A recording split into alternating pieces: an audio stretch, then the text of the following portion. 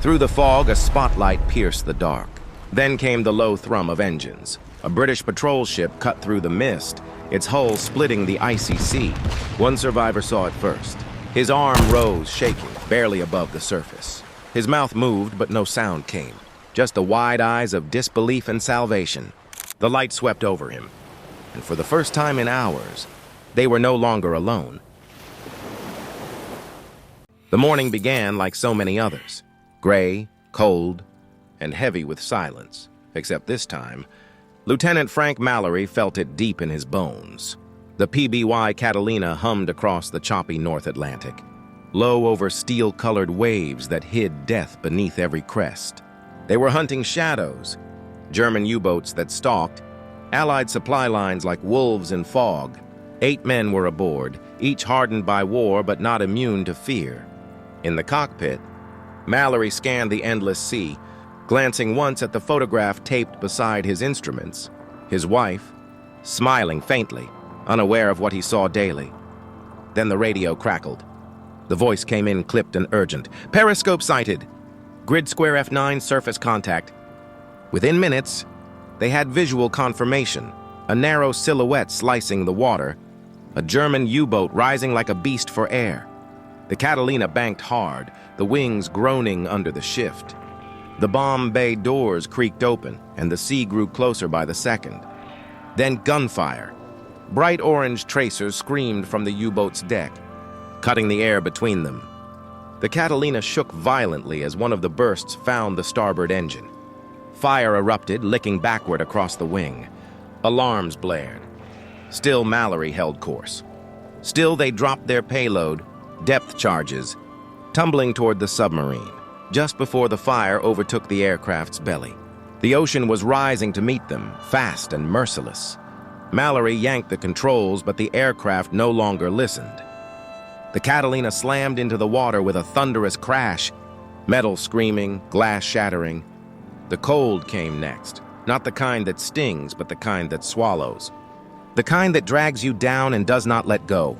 And in those first, breathless seconds of silence, one truth became clear: this wasn't a mission anymore. This was survival. When Frank Mallory awoke, the world had narrowed to pain, smoke and the taste of salt. The sky above was a dull smear of gray, and the once mighty Catalina lay broken across the water, her wings twisted and burning, her body half-sunken like a dying beast. The ocean rocked him gently, cruelly, as if mocking the violence it had just delivered. Around him floated the wreckage of metal, maps, rations, boots, and men, some alive, clinging to whatever debris they could find, some silent, drifting with eyes open to nothing. Mallory coughed, choking on seawater and smoke, then hauled himself onto a fractured section of wing. The fire on the surface had dulled to smoke, curling upward like ghosts. He turned and saw Ensign Walker a few feet away. His face pale, eyes dazed, blood running from a gash across his temple. Without thinking, Mallory reached for him, dragging the young man up onto the floating wreck. "Hold on," he rasped, his voice hoarse and cracked. But Walker didn't respond. Farther out, he saw Petty Officer Griggs motionless. Floating face up and beyond him, nothing, no horizon. No ship, no plane, just endless, uncaring sea. The wind had died. The ocean held its breath. And in that unnatural stillness, a strange truth settled in Mallory's chest. No one was coming. Not yet, not now. The mission was gone. The Catalina was gone. All that remained was cold, memory, and the slow unraveling of time beneath an empty sky. He gritted his teeth, gripped the edges of the wing, and whispered through chattering lips, "Stay alive. Stay alive," as if saying it aloud could make it real. Hours passed, though the sky above gave no clue, just the same. Colorless veils stretched from one edge of the world to the other. The sea rocked slower now, heavy with oil and silence, as the fire had long since died and left only drifting cinders and frozen breath. Lieutenant Mallory felt the chill settling deeper into his bones. Not just the physical cold, but something older, like time itself had stopped out here. Around him, 2 other survivors still clung to pieces of the broken Catalina. One had stopped speaking. The other just stared into the mist, lips blue, his mind somewhere far from the ocean. Mallory knew they couldn't last much longer. The salt in their wounds, the hunger biting their guts, the dead still floating nearby. It all threatened to become too much. That's when he saw it. Wedged between twisted metal and canvas, the flare gun. The very one they'd packed in desperation, never truly expecting to need. His hands shook as he pulled it free, frost cracking along his sleeves. He loaded the single flare with the care of a man placing a prayer into a chamber. He turned his eyes to the sky, aimed, and pulled the trigger.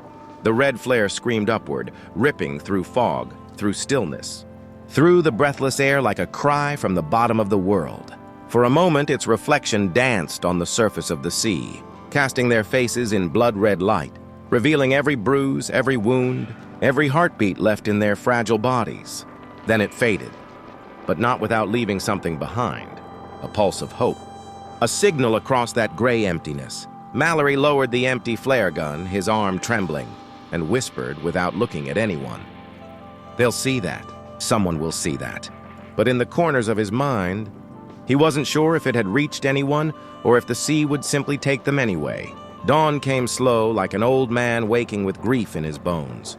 The horizon bled pale yellow into a sea that no longer raged, but mourned.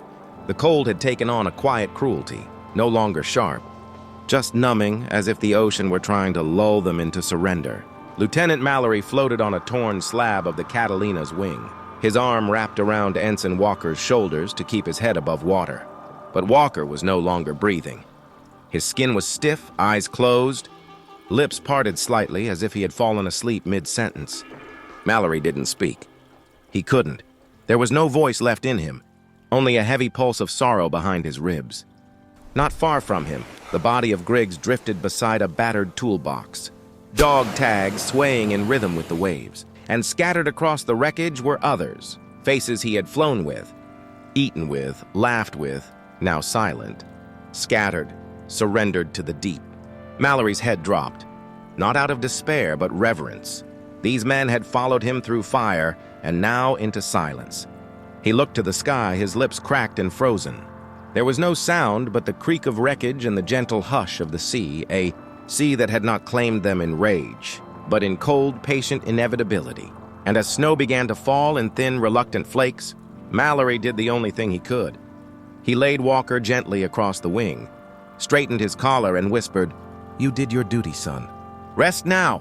Then he turned alone and faced the empty horizon once more, unwilling to give the sea one more soul if he could help it. He didn't see it at first, only heard the faint thrum of engines, almost like a memory stirring in the fog.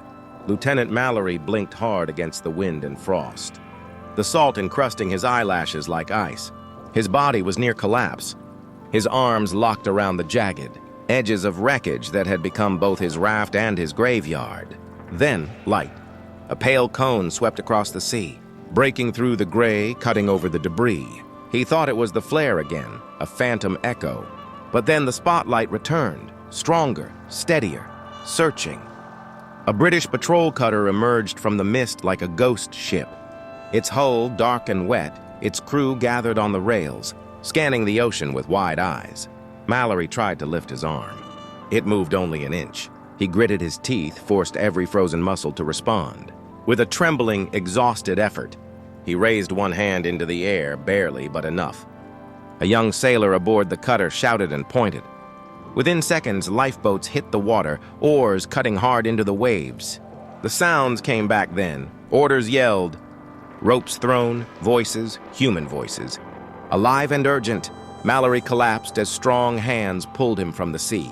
His vision blurred, but in that moment, he saw the faces, men with wide eyes and breathless shock gathering around him. One whispering, "My God, he's still alive." He wanted to speak, to say their names, to say who didn't make it, but all he could manage was a faint nod and a hoarse whisper. They stayed to the end. As the cutter turned for home, the sun broke faintly through the clouds. Behind them, the ocean closed over the wreckage, taking its secrets, its silence, but not its survivors. And in the logbook of war, another entry was made, not of victory, but of endurance. Not of glory, but of men who held on when the cold sea tried to take everything.